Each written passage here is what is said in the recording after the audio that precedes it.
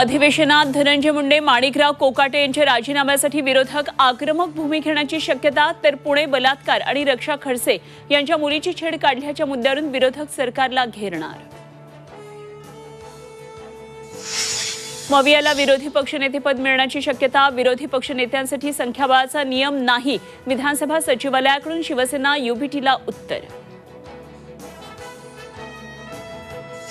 राजीनाम्यासाठी धनंजय मुंडेंवर वाढता दबाव, राजीनामा न दिल्यास आज पत्रकार परिषद घेऊन नवे खुलासे करणार, अंजली दमानी यांचा इशारा।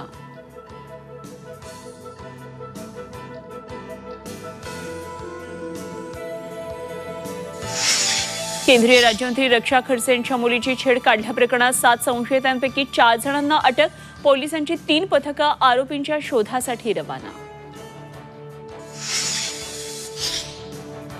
स्वारगेट बलात्कार प्रकरणात पोलिसांकडून आरोपीच्या मोबाईलची तपासणी, पीडित तरुणी आणि आरोपी दत्ता गाडे संपर्कात नव्हते, मोबाईल तपासातून माहिती समोर।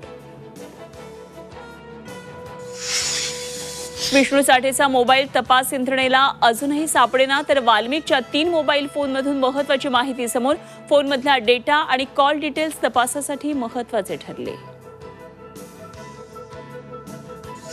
ज्ञानेश्वरी मुंडे आजपासून जिल्हाधिकारी कार्यालयाबाहेर उपोषण करणार, पती महादेव मुंडेंचा मारेकरी अद्याप न सापडल्यानं उपोषणाचा मार्ग पत्करला, उपोषणाला मसाजोग ग्रामस्थांचाही पाठिंबा।